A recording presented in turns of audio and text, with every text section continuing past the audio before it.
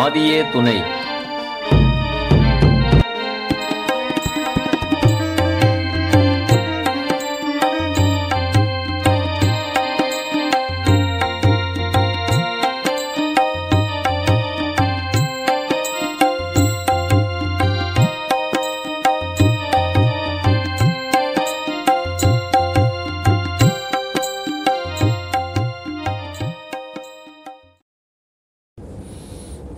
அளவிலா வெகு காலமே பூமியில்,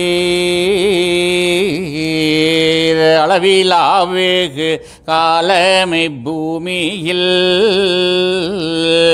பழமையான புராதன பூர்வீகர்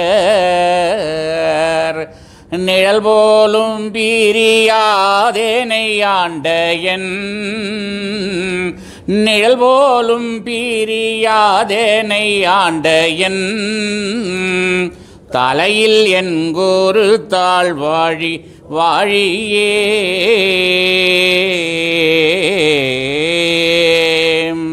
முத்திபூர்ணம். கோடிகால மக்களிடத்திலும் உள்ள சர்வ மூலமந்திர நிரூபிக மகான்மியராகிய யோகவான் சாலையாண்டவர்களே முத்தி பாலிப்பு. புத்த பகவான் இரண்டாவது தீர்க்க தரிசனத்தில் ஒன்று சொல்கிறாங்க. அதாவது இந்த உலகம் முழுமையும் அழிந்து போகப் போகிறது, அப்போது தென்னிந்தியாவில் ஒரு சிறு திட்டு இருக்கும் அப்படிங்கிறாங்க. அந்த தென்னிந்தியாவில் ஒரு திட்டு மட்டும் இருக்குதுன்னா அது எங்கேங்கிறத அவங்க நல்லா குறித்து ஊனி வச்சுருக்கிறாங்க. அந்த திட்டுக்கு அருகதையானவர்கள் நீங்கள் எல்லாரும் இங்கே வந்திருக்கக்கூடியவர்கள் சந்ததியினராக இருந்தாலும், அடுத்தது ஆண்டவர்கள் அவர்கள் அவர்களுடைய இறுதி அந்த அவங்க தூளமறைவுக்கு முன்பாக எடுத்து வைத்த மகாசங்கல்ப மந்திரத்தில் என்ன சொல்கிறாங்கன்னா, யதார்த்த நண்பனை படைத்த யாராக இருந்தாலும் இந்த சபையில் சேர்ந்து ஆகிக் கொள்வதற்கு அவர்களுடைய ஆசீர்வாதம்னு சொல்லிட்டாங்க. அப்படிப்பட்ட ஆசீர்வாதத்தை பெற்ற யதார்த்த நண்பன சந்ததி அனைவருக்கும் நமஸ்காரம். அதாவது இப்போ தம்பி சொன்னாங்க, நாம் எல்லாம் எதுக்காக இப்போ இங்கே வந்திருக்கிறோம்? எத்தனையோ கூட்டங்கள், எத்தனையோ சபைகள், எத்தனையோ அலங்காரங்கள், இன்றைக்கி படாடோபங்கள் எல்லாம் நடந்துக்கிட்டு இருக்குது. ஆனால் இப்போ இந்த இடத்துல இப்போ நம்ம கொஞ்சம் பேர் தான் கூடியிருக்கிறோம். இது எதற்காக நம்ம கூடியிருக்கிறோம்? எதற்காக கூடியிருக்கிறோம்? ஒரே ஒரு செயலுக்காக. அதாவது மனிதனாக பிறந்தவன் நரனாக பிறக்கிறோம். மனிதனாக நம்ம பிறக்கலை. பிறக்கும்பொழுது அந்த 4 யோனியில் சினைங்கிற யோனியில் நாம் நரனாகத்தான் பிறக்கிறோம். அப்படி நரனாக பிறந்தவர்கள் எப்போ மனிதனாக மாறுறாங்கன்னாக்கா, இந்த தெய்வத்தை தேடுவக்கூடிய அந்த சிந்தனை படைத்து அந்த எண்ணத்தோடு யார் ஒருவர் மெய்யான தெய்வத்தை தேடுவதற்கான அந்த எண்ணத்தோடு இருக்காங்களோ அவர்களெல்லாம் மனிதர்கள். அப்படி மனிதராக நம்ம எல்லாம் மாற்றி வைத்திருக்கக்கூடிய நம் குலதெய்வம் பிரம்மப்பிரகாசம் மெய்வழிச்சாலை ஆண்டவர்களுடைய திருவுருளால் நீங்கள் அனைவரும் தேவர்களாக மாற வேண்டும். தேவர்களாக மாறுறதுக்கு என்ன செய்யணும்? நிறைய உளவு சொல்லியிருக்கிறாங்க அவங்க. தெய்வம் நம்மளுடைய வேதத்தில் சொல்லாத விஷயங்கள் எதுவுமே கிடையாது. நிறைய உளவு சொல்லியிருக்கிறாங்க அவங்க.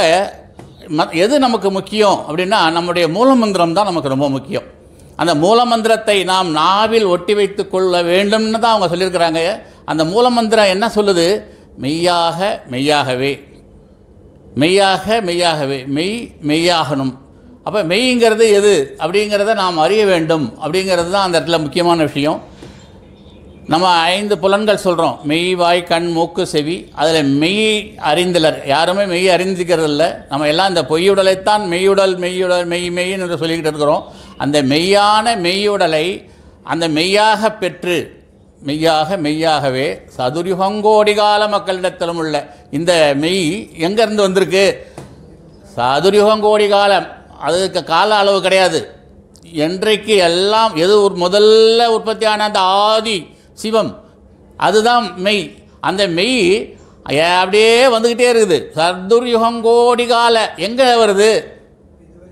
மக்களிடத்திலும் உள்ள, வேற எங்கேயும் இல்லை. அது ஒவ்வொரு மனிதரிடத்திலும் இருக்குது. மக்களிடத்திலும் உள்ள சர்வ மூலமந்திர. இப்போ எல்லாம் ஒரு மதங்களும் ஒவ்வொரு இதான் வந்த பாரவான்கள் எல்லாமே ஒரு மூலமந்திரங்கள் எடுத்து வைத்திருக்கிறாங்க. ஆனால் அந்த ஒரு மூலமந்திரமும் ஏதோ ஒரு விஷயத்தை தான் பேசுது. ஆனால் நம் தெய்வம் எடுத்து வைத்த மூலமந்திரம் சர்வ மூலமந்திரம். இதுவரை வந்த எல்லா மூலமந்திரம் சர்வ மூலமந்திர நிரூபிகர். சும்மா வாயால் சொல்கிறது இல்லை. சிவா சிவா சிவான்னு சொல்லிகிட்டே அது சரியாக போய்டும்னு சொல்லுவாங்க. ஓம் நமச்சிவாயா சொல்லு. அதாவது ஒரு குருமார்கள்ட்டையும் போனீங்கன்னா என்ன சொல்லுவாங்கன்னா, ஒரே ஒரு மந்திரம் அஷ்டாட்சரத்தை சொல்லுவாங்க, இல்லை பஞ்சாட்சரத்தை சொல்லுவாங்க, இல்லை ஓம் சொல்லும்பாங்க. அப்படி ஏதாவது ஒன்று சொல்லிக்கிட்டே இருப்பாங்க. சொல்லுவதல்ல மந்திரம். மந்திரம் அப்படிங்கிறது அது நிஜம் செயல். அது நமக்குள்ளே இருக்கக்கூடிய நம்முடைய ஆத்மானுடைய அந்த அனைத்து ரகசியங்களையும் விஷயங்களையும் எல்லாவற்றையும் எடுத்துரைக்கக்கூடியது தான் அந்த விஷயம். அந்த சர்வ மூலமந்திரத்தையும் நிரூபித்தார்கள். அதாவது சொல்லலை, நிரூபித்தார்கள், நிரூபணையில் கொண்டு வந்தார்கள். அந்த மூலமந்திரங்களுடைய செயல் என்னவாக இருந்தது என்றால், இந்த மனிதனாக பிறந்தவன் அடுத்த நிலைக்கு தேவனாக ஏற்றுவதற்காகத்தான் அது எல்லாம் வந்தது. அதை தவிர மற்ற எதற்காகவும் அது இல்லை. நாம் இந்த உடலை பெற்று நம்முடைய இந்த உலகத்திலே நாம் எல்லாவற்றையும் அனுபவிப்பதற்காகத்தான் இந்த சர்வமும் நமக்காகத்தான் படைக்கப்பட்டது. அதையெல்லாம் நாம் அனுபவிக்க வேண்டும் தான், இல்லைன்னு சொல்லலை. ஆனால் அதை தாண்டி நாம் அடைய வேண்டிய ஒரு விஷயம், அந்த சர்வ மூலமந்திர நிரூபிகரை அண்டி அவர்களிடத்திலே நாம் அந்த மூலமந்திரத்தினுடைய அந்த உட்பொருள் தேவ ரகசியத்தை அறிந்து தேவனாக பிறப்பதற்காகத்தான் மூலமந்திரம். அதனால தான் அதை எப்பொழுதும் உங்களுடைய நாவில் நினைவில் எப்பொழுதும் ஒட்டி வைத்துக் கொள்ளுங்கள் அப்படின்னு நம்முடைய பரமபிதா நம்முடைய பிரம்மபிரகாசமை வழிச்சாலை ஆண்டவர்கள் நமக்கெல்லாம் உத்தரவிட்டார்கள். அந்த உத்தரவினை நாம் கடைபிடித்தால் போதும், வேறு ஒன்றுமே வேண்டாம். நாம் அவர்களை நினைவிலே எப்பொழுதும் வச்சிருக்க வேண்டும். அதனால தான் அவங்க என்ன சொல்கிறாங்க, ஒரு அணு அளவீனம் நிழற்போலும் என்னை பிரியாது ஆண்டாய் அப்படின்னு சொல்கிறாங்க. அவங்கள நம்ம எல்லாருடைய நினைவிலும் நம்முடைய தலையில் அவங்க இருந்துக்கிட்டு நம்மை ஆண்டு கொண்டு இருக்கிறார்கள். அந்த நினைவும் மூலமந்திரமும் நம்ம நினைவில் ஒட்டியிருக்கணும். மூலமந்திரத்தினுடைய பலன் மறுபிறப்பு அடைகிறது. அதாவது மறுபிறப்பு அடைகிறதுனாக்கா, இந்த உடல் துயகம் எல்லாம் இருக்கும் பொழுதே இந்த மனிதனாக பிறந்த நாம் அடுத்து தேவராக பிறக்கிறது தான். அதற்கு நாம் இப்போ என்ன செய்யணும்னா, அவங்களுக்கு நம்முடைய ஒரே விஷயம் காதை கொடுக்கறது மட்டும்தான். அதாவது எல்லா அறிவையும் விட முக்கியமான அறிவு எது என்றால் செவியறிவு. அதனால தான் திருவள்ளுவர் பிரான் செல்வத்துள் செல்வம் செவிச்செல்வம் அச்செல்வம் செல்வத்துள் எல்லாம் தலைன்னு சொல்லியிருக்கிறாங்க. அதே மாதிரி இன்னொரு விஷயம் என்னன்னாக்கா,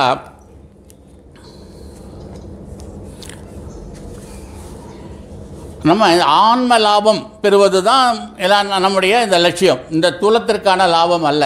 ஏன்னா நம்ம தெய்வம் நமக்கு என்ன சொல்லிட்டாங்கன்னா, எண்ணிய நல் எண்ணம் அனைத்தையும் எண்ணனா எல்லா சித்திமுத்திகளும் நமக்கு தர்றதா அவங்க வாக்களித்திருக்கிறாங்க.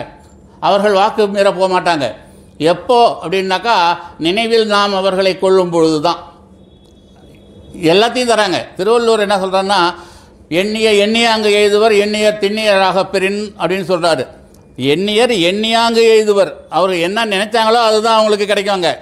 இது 2000 வருஷத்துக்கு முன்னாடி வள்ளுவ நாயனார் சொல்லியிருக்கிறாங்க. அதாவது அதேமாதிரி இன்னொரு குறள்லையும் சொல்கிறாங்க,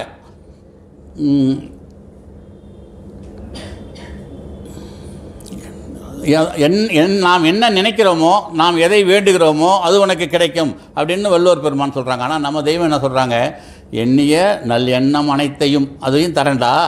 உன்னால் எண்ணவே முடியாது, நினைத்து பார்க்கவே முடியாத அந்த விஷயம், அந்த எல்லை, அந்த எல்லைக்கையும் உன்னை நான் அழைத்து செல்வேன் அது அப்படின்னு அவங்க சொல்லியிருக்கிறாங்கன்னா, அவங்க எவ்வளோ பெரிய கருணை உள்ளம் படைத்தவர்களாக இருப்பாங்க அப்படிங்கிறத நாம் நினைத்து பார்க்க வேண்டும். நாம் அவர்களுக்கு அதை அடைவதற்கு நம்முடைய செவியை அவர்களிடத்தில் கொடுப்பது மட்டும்தான் நாம் செய்ய வேண்டிய வேலை, வேறு எதுவுமே இல்லை. ஏன்னா நமக்கு எவ்வளோ விஷயங்கள் இருக்குது, அதெல்லாம் காது கொடுக்காமல் நாம் நம் வேதத்தை படிப்பதன் மூலமாகவும் படிப்பதை கேட்பதன் மூலமாகவும் மட்டும்தான் நாம் நம்மை அடுத்த நிலைக்கு உயர்த்தி கொள்ள முடியும். அதை தவிர வேறு எதுவும் தேவையில்லை. உபதேசம் அப்படிங்கிற விஷயங்கள்லாம் வேதம் விளங்குவதற்காகவும் அதனுடைய சுவையை அறிவதற்காகவும் மட்டுமே தவிர உபதேசம் முத்திக்கு அல்ல. ஏன்னா எனக்கு அது தெரியும். ஏன்னா நாங்கள் இருந்த அங்கே தெய்வத்திட்ட ஒவ்வொருத்தரும் வந்து உபதேசம் கேட்பாங்க. எங்கள் வீட்லேயே எங்கள் அப்பா போய் உபதேசம் கேட்டப்போ அவர் வந்து வள்ளலாருடைய பாடல்களை பாடி உபதேசம் கேட்டார். உடனே அவருக்கு உத்தரவாயிடுச்சு. எங்கள் அம்மா போய் உபதேசம் கேட்குறாங்க. உபதேசம் எதுக்குமா, எடுக்கடி வேணும் உனக்கு, முத்திக்கு அப்படின்னாங்க. இல்லை நீ போ அப்படின்ட்டாங்க தெய்வம். அதுக்கப்புறம் அந்தாண்ட போனோம், கொஞ்சம் தூரம் போனோம், எட்ட போய் அப்படியே அழுதுட்டு உட்காந்துருக்காங்க. அப்போ பிரகாசக்குடியானந்தர் யாருன்னா நம்ம ஜனகஜனானந்தருடைய மாமனார். ஜனகஜனானந்தர் யாருன்னு கேட்டிங்கன்னாக்கா நம்ம சின்னண்ணாவுடைய மாமனார். அந்த பிரகாசக்குடியானந்தருடைய அவர் என்ன சொல்கிறாரு, அமுதா நீ கேட்டது தப்பு இல்லை, ஆனால் உபதேசம் அதுக்கு இல்லை. நீ தெய்வத்தை பார்க்க வந்து அது உனக்கு முக்தி, அது கிடச்சிடுச்சு உனக்கு. நீ உபதேசம் வேதம் விளங்குவதற்காகவும் அவர்களுடைய அந்த பராக்கிரமங்களை எல்லாம் தெரிந்து கொள்வதற்காகவும் தான் அதை போய் சொல்லி மறுபடியும் கேளு அப்படின்னு சொல்லி அனுப்புகிறார். அப்புறம் மறுபடியும் போய் அம்மா அழுதுகிட்டே நிற்கிறாங்க. ஏன் நிற்கிற, நீ போ அப்படிங்கிறாங்க தெய்வம். இல்லை தெய்வமே, தெரியாமல் சொல்லிட்டேன், வேதம் விளங்குவதற்காக, எனக்கும் நான் வேதங்களில் உள்ள தேவ ரகசியங்களை அறிந்து கொள்ள வேண்டும், அதனால் எனக்கும் அருள் பாலிக்கணும் அப்படின்னு சொல்லி அழுத உடனே சரி போ அப்படின்னு சொல்லி அவங்களுக்கு உத்தரவாகுது. அதனால் உபதேசம் அப்படிங்கிறது வேதம் விளங்குவதற்காக. அதனால் அதை நினச்சிக்கிட்டு யாரும் உபதேசம் கொடுக்குறாங்கன்னெலாம் போகாதீங்க. அது வந்து தலைக்கு நாசத்தை தான் உண்டு பண்ணும். ஆன்ம லாபம் என்பது 2 உயிர்கள் அன்பால் இணையும் போது உண்டாகும் பேரின்பம். உடலுறவால் சிற்றின்பம் உண்டாவது போல உயிர் சம்பந்தத்தால் பேரின்பம் உண்டாகிறது. யார் எந்த உயிரோட எந்த உயிர் சம்பந்தமாகிறது? நாம் ஜீவாத்மா. நாம் ஜீவாத்மாவாகிய நாம் அந்த பரமாத்மாவோடு சந்திக்கிறது, இணையிறது. அந்த காலம், அந்த நேரத்தில் தான் நமக்கு அந்த பேரின்ப மகிழ்ச்சி பெருவாழ்வு கிட்டும். அதுக்கு வேறு வழி என்ன ஒன்றும் இல்லை. பொறிவாயில் 5 அவித்தான் 5 அவித்து நாத விளைவேற்றிய ஒரு சித்தரின் பேசும் வாசகத்தை கேட்க கேட்க. பொறிவாயில் 5 அவித்து நாத விளைவேற்றிய, நாதம் விளைவேற்றிய ஒரு சித்தரின் பேசும் வாசகத்தை கேட்க கேட்க அவரிடமுள்ள பரிசுத்த தேவாவியாகிய அருளமுதம் கேட்பவர் ஜீவனில் கலந்து அந்த ஜீவனை விளைவேற்றி வலுப்புறச் செய்கிறது. புரியுதுங்களா? அதாவது யார் பேசணும் யார் கேட்கணுங்கிறத சொல்கிறாங்க அங்கே. அதனையே வானென்று உலகம் வழங்கி வருதலான் தான் அமிர்தம் என்று உணரற்பாற்று. அந்த திருவாசகம் பொறிவாயில் 5 அவித்த புரைதீர் ஒழுக்கம் பொறிவாய் அவங்களுடைய அந்த நாத ஒலி நம்முடைய காதுகளிலே ஏறி அது நம்முடைய ஜீவனை விளைவேற்ற வேண்டும். அதுதான் வான்னாக்கா அவங்க தான் வான் என்று உலகம். அவங்க உலகத்துக்கு வழங்குறாங்க. என்னத்தை வழங்குறாங்க? அமிர்தத்தை. அந்த அமிர்தத்தை அதுதான் அமிர்தம் என்று யார் உணர்கிறார்களோ அவர்களுக்கு அந்த இது கிடைக்குது, பதம் கிடைக்கிறது. அதனால் அந்த வானென்று உலகம் வழங்கி, அதனால் நம்ம உடனே மழை பெய்யுறதுனால உலகம் நல்லா இருக்குது அப்படி தான் நம்ம எல்லாம் நினச்சிட்டோம். ஆனால் நம்முடைய உயிர் நல்லா இருக்க வேண்டும், நம்முடைய ஜீவன் விளைவேற வேண்டும், நம்முடைய ஜீவன் அடுத்த கீழே போயிடாமல் மேலே வரணும். அதாவது 2 விதமான இது இருக்குது. அந்த விஷயத்தில் தான் அதுதான் நமக்கு முக்கியம். அதற்காகத்தான் நாம் மெய் வழியை சார்ந்து அந்த ஒழுக்கங்களிலே நடைமுறைப்படுத்தி கொண்டிருக்கின்றோம். அப்போ மெய்ஞானம் என்னும் சித்தர் நெறியின் முக்கியமான செயலே செவிவாயாக நெஞ்சு களனாக கேட்பதுதான். செவி வாயாகணும், நெஞ்சு களனாகும். அப்படி கேட்பதுதான் இந்த மெய்ஞானம் என்னும் சித்தர் நெறியின் முக்கியமான செயல். அறிந்த பெரியோர் பேச அறிய வேண்டியோர் கேட்பதனால்தான் பலன் பெற முடியும். அதனை விளக்க சுமார் 300 குறட்பாக்களுக்கு மேல் இருக்கின்றன. குறள் நிறையா சொல்லுது. குறளில் வந்து நிறைய விஷயங்கள் நம்ம அந்த செவிச்செல்வம் படிச்சிங்கன்னா செவிச்செல்வத்தில் ஒவ்வொரு குறளுமே நம்முடைய தெய்வம் நமக்கு சொல்கிற விஷயங்களை எல்லாம் நம்ம எப்படி கேட்கணும், அதை எப்படி உள்ளே வாங்கிக்கணும் அப்படிங்கிறத பற்றி தான் சொல்லிட்டு வராங்க. நம்ம தெய்வமும் கொஞ்சம் குறள்லாம் இதில் இருக்குது. நம்ம நூலில் குறள் எழுதியிருக்கிறாங்க. பொருண்மை கண்ட பெருந்துரை மேலவ அருள் சுரந்து உறைந்தவ நெந்நூற்குமே. இது வந்து நம்ம தெய்வம் எழுதின குறள். பொரு நிறைத்தவர் பெட்டக பூட்டுக்கென் குறள்கை சாவி கொடுக்கவும் உடைக்குமால். இதெல்லாம் அப்புறம் நான் சொல்கிறேன் விளக்கம். ஆதியாம் இல்மை அறிவதற்கே அன்றி தோதுமறை பயனொன்றும் இல். சேதி அறியீர் சிரஞ்சீவியில் மதுவே ஆதத்தின் பாதம் என்றதாய். கோதிலா இல்மு குணங்குறி கெட்டட தெனவே ஆதினூர் தாயென்றதாம். காட்டும் குருவன்றி காணாதுன் உடம்புள் பூட்டுடைய மாட்டாதே போம். காட்டும் குருவின்றி காணாது உன் உடம்புள் இருக்கக்கூடிய அந்த ஜீவாத்மாவை உனக்கு காட்டக்கூடிய குரு இல்லாமல் உன்னுடைய அந்த பூட்டு உடையாது. அந்த பூட்டு உடைந்தால் மட்டும்தான் உனக்கு அடுத்த இதை நீ அறிய முடியும், கிடைக்கும். அதுக்கப்புறம் தான் நீ உன்னுடைய பயணத்தை துவங்க முடியும் அப்படிங்கிறாங்க.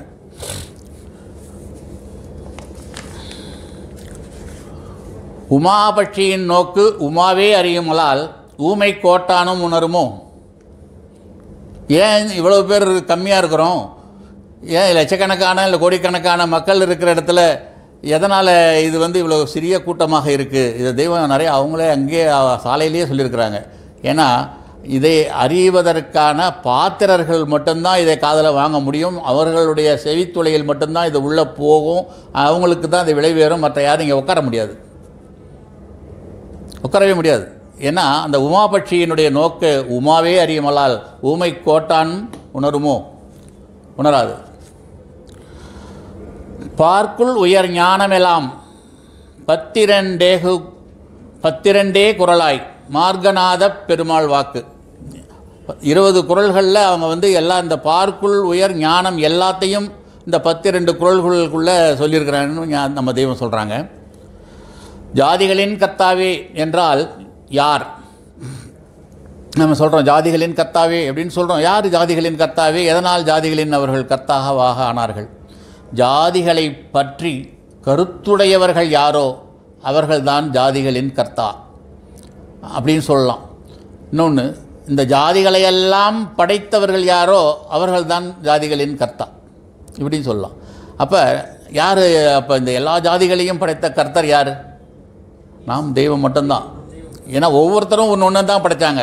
ஆனால் சர்வ மதங்களையும் 69 ஜாதிகளையும் ஒரு குடைக்கீழ் கொண்டு அவர்களுடைய மனம் சம்மதிக்க எல்லாரையும் ஒன்றாக்கி அந்த சமரச சுத்த சன்மார்க்கத்தை உருவாக்கி இன்றைக்கி இவ்வளவு பேரை அன்றைக்கி 5000 சுச்சம் மெம்பர்கள்னு சொன்னீங்க.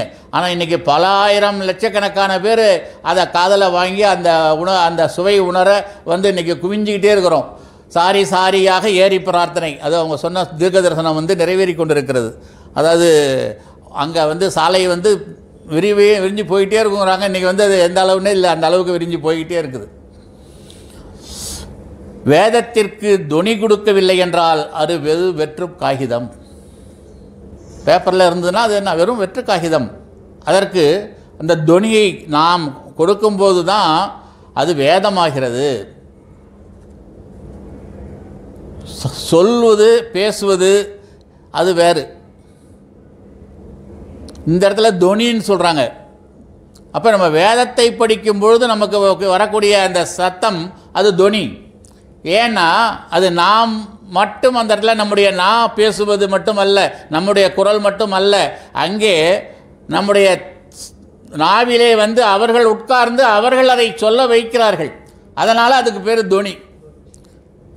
நான் சாதாரணமாக உட்காந்து அங்கே பேசிகிட்டு இருந்தேன்னா அது பேச்சு. இங்கே உட்காந்து நான் வேதத்தை பற்றி பேசும்போது அது தொனி. அந்த தொனியை உங்களுடைய காதுகளின் வழியாக உள்ளே கேட்கும் பொழுது அது மருந்து. மாதவன் தவ மருந்தொன்று இருக்குது. அந்த மாதவன் தர மருந்தாக நமக்குள்ளே சென்று அது அந்த பிறவிப்பிணியாற்று போகக்கூடிய அந்த மாபெரும் செயலை அனைவருக்குள்ளும் அது ஒரு ரசாயன செயலாக செய்விக்கிறது. அதனுடைய அந்த செயலினுடைய இதை நம்ம எப்படின்னு கண்டுபிடிக்கிறது கஷ்டம். அது தானாக போய் பூந்து அந்த மாற்றி உண்டாக்குது. அதனால தான் அதை துணின்னு சொல்கிறாங்க. வெறும் காகிதம், அதாவது நம் துணி கொடுக்கவில்லை என்றால் அது வெறும் காகிதம்தான். உனது மனைவிக்கு நாதன் நீ, வேதத்திற்கு நாதன் நாம், ஜாதிகளின் கர்த்தாவே. நம்ம தெய்வம். அந்த வேதம் எல்லாவற்றிற்கும் நாதன் யார்னா நம்முடைய தெய்வம் அவர்கள். அவங்க சொல்கிறது அதை தவிர வேறு யாராலையும் அதை சொல்ல முடியாது. நாதன் வந்த பின்தான் வேதத்தாய்க்கு சந்ததிகள் உண்டாகிறது.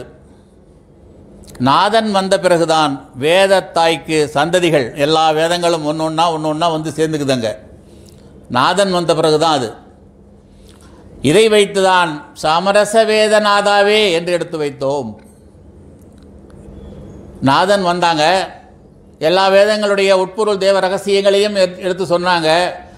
எல்லாரும் ஒரே இதில் வந்து சேரும்போது, அதனால தான் அதை வைத்துத்தான் இதை வந்து சமரச வேத நாதாவேன்னு நம்ம தெய்வத்தை நம்ம சொல்கிறோம் என்ற திருநாமம் எடுத்து வைக்கப்பெறுகிறது.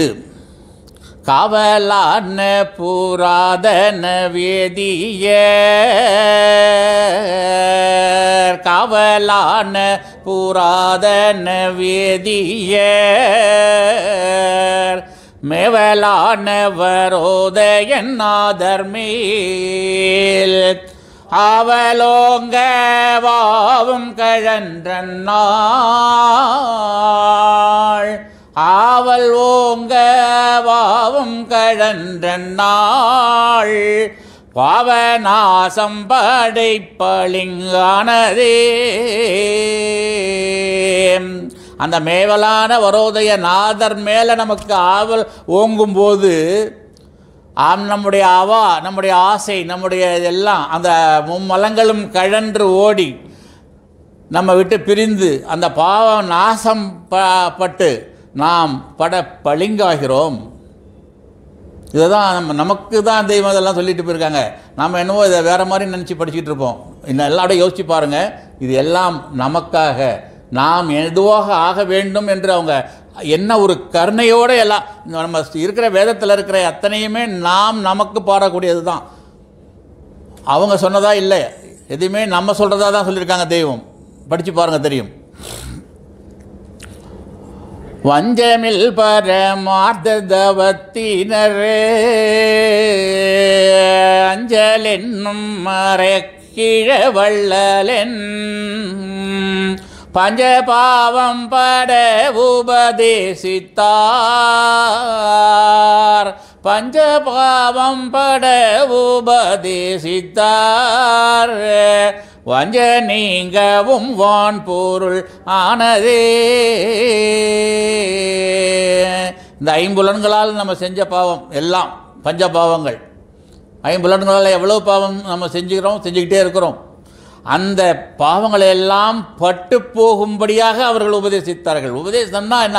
அவங்க வேதத்தில் அவங்க கொடுத்துருக்குறாங்க, அதையெல்லாம் நம்ம அப்பப்போ ஒருத்தர் பாடவோ அல்லது நாமே பாடி நாமே கேட்கவோ செய்யும்பொழுது அதுதான் உபதேசம், வேற ஒன்றும் இல்லை. பட உபதேசித்தார், வஞ்ச நீங்கவும் வான்பொருள் ஆனதே. அப்போ நம்முடைய வஞ்சம் நீங்கும், வான்பொருள் நமக்கு கைவரவாகும். வாவின் மேக கூடை செய்வமேனியரே, வாவின் மேக கூடை செய்வமேனியரே, கோவரத்ன கூடை கொண்டலன் தாவி நின்றென்ற நீகையருளினார், தாவி நின்றென்ற நீகையர் அருளினார், பாவ நீங்க பாலன் பளிங்கானதே. பள்ளியையும் மெய்ப்பால் தந்த வள்ளலை கள்ளமின்றி கலந்தந்த நாளிலே அள்ளியே அவர் தாளென்றன் சென்னியில், அள்ளியே அவர் தாளென்றன் சென்னியில் எழலவும் இடையும் விடாதம்ம. அவர்களுடைய அந்த இதை வந்து நம்ம எப்படி வச்சுக்கணும்னா, களமின்றி கலந்து அவர்களுடைய அந்த வாக்மி அந்தங்கிறக்கூடிய அந்த வேதத்தினுடைய அந்த துணியில் நம்ம கலந்து அவர்களுடைய அருளமுத வர்ஷிப்பிலே நாம் கள்ளமில்லாமல் அந்த வெள்ளை மனதோடு கலந்தோமையானால் அள்ளியே அவர் தாளென்றன் சென்னியில், அவர்களுடைய தாள் என்றும் நீங்காத அந்த திருப்பாதம், அவர்களுடைய பாதம் எல்லளவும் இடையும் விடாதம். அது நம்மை விட்டு ஒரு எல்லளவும் கூட நீங்காது. அப்படி ஒரு ஒரு ஒரு ஒரு கணம் அது நம்மை விட்டு நீங்குமையானால் நாம் பிணம். அதுதான் நம்ம ஞாபகம் வச்சுக்கணும். அந்த திருப்பாதம், அது நம்மை ஆட்டிக்கொண்டிருக்கக்கூடிய பாதம், எல்லாவற்றையும் படைத்தது. அது சர்வலோகங்களையும் இங்கு, அதாவது காலங்களையும் எல்லாவற்றையும் படைத்த அந்த பாதம், அவர்களுடைய அந்த செயல் நமக்கு உள்ள இருந்தது.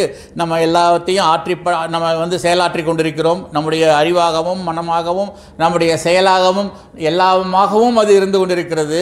அது ஒரு கணம் நம்மளை விட்டு நீங்குமையானால் அது அவ்வளோதான், முடிஞ்சு வச்சு. நம்முடைய செயல் எதுவுமே இல்லைங்க.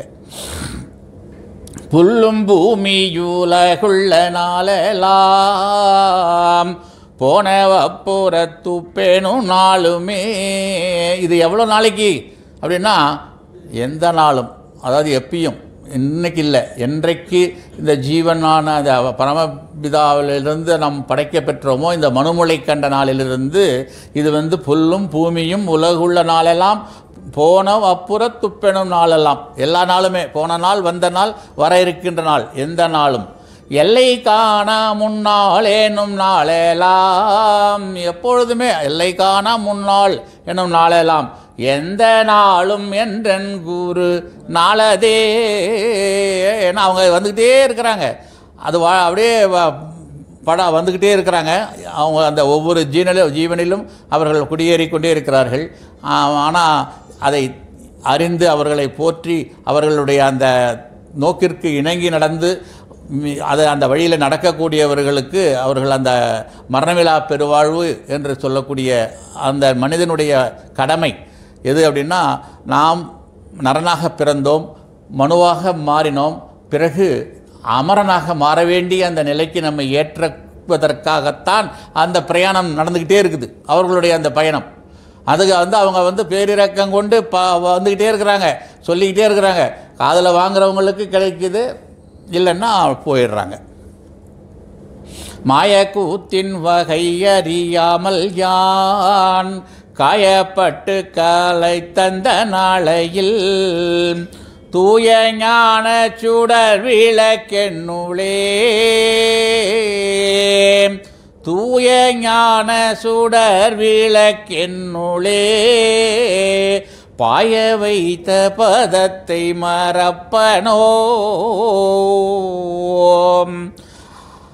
அந்த ஞான சுடர் விளக்கு உங்களுக்குள்ளதான், ஒவ்வொருக்குள்ளும் இருக்கிறது. அந்த இடத்துக்கு நம்ம அழைத்து சென்று அவர்கள் காட்டும்போது தான் அதை நாம் தரிசிக்க முடியும். அதனால தான், அதாவது ஒரு குருபிரானுடைய அந்த செயல் என்னன்னாக்கா, நாமை அந்த தூய ஞான சுடர் விளக்கு நம்மளே இருக்கிறது, அதைக்குள்ளே நம்மை பாய வைக்கக்கூடிய அந்த செயலை செய்வது தான் ஒரு மெய்குருவினுடைய செயல். அதை தான் நம்ம தெய்வம் அவர்கள் எல்லாருக்கும் இன்றளவும் செய்து கொண்டிருக்கிறார்கள். ஏன்னா அவர்கள் தூலத்தில் இருந்தப்போ தான் செஞ்சாங்க அப்படின்றது இல்லை, அவர்கள் வேதத்தில் அவங்க வாழுறாங்க. அந்த வேதத்தை நமக்கு எல்லாருக்கும் வழங்கியிருக்காங்க. அதை இந்த தொனியோடு படிக்கும் பொழுதும், சுத்த மனத்தோடு அதை கேட்கும் பொழுதும் அதை நாம் உணர முடியும், அதை நம்ம அடையவும் முடியும்.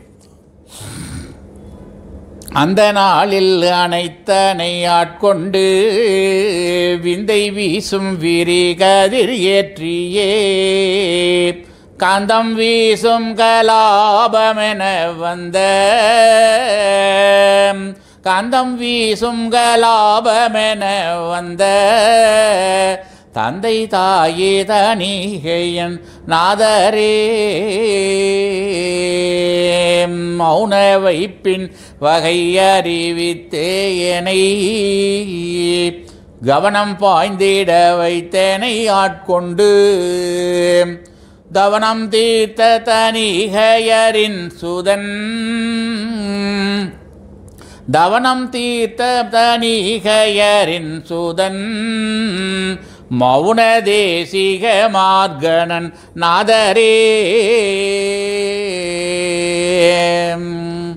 அண்டராலும் அறிய ஒன்னாத்திரு அண்டரண்டம் பகிரண்டம் பாய்ந்துமே அண்டமோரணுவினுள்ளே காட்டிய அண்டமோரணுவினுள்ளே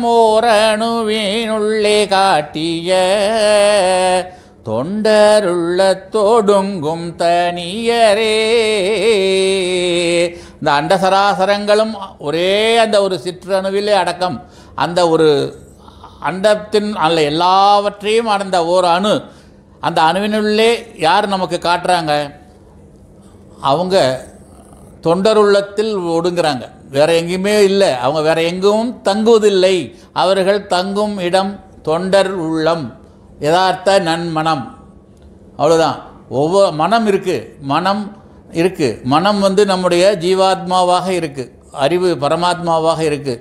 இரண்டும் கலக்கிறது தான் அந்த சந்திப்பு. ஆனால் அந்த மனத்தையும் அவங்க ஆட்கொள்ளுறாங்கங்கிறாங்க இந்த இடத்துல. நம்மளை மனசை நம்ம இஷ்டத்துக்கு விட்டுட்டாக்கா அது பேய். மனசை அவர்களிடத்தில் நம்ம சமர்ப்பிக்கும் பொழுது அது நம்ம அவங்களை சார்ந்து அது மாறுது. இந்த இடத்துல அது ரொம்ப நம்ம யோசிக்கணும், நிறைய யோசிக்கணும்.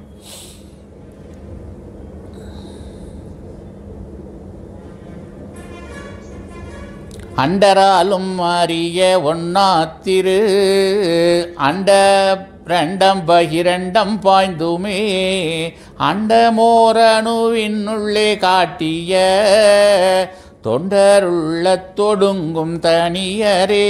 அந்த தொண்டர் உள்ளத்தில் ஒடுங்கும் தனியர், அதாவது நம்முடைய நினைவை அவங்க கையில் கொண்டு போயிட்டு நம்மளை கொண்டு போகிறாங்க. நாம் நம்முடைய நினைவில் இருக்கக்கூடாது.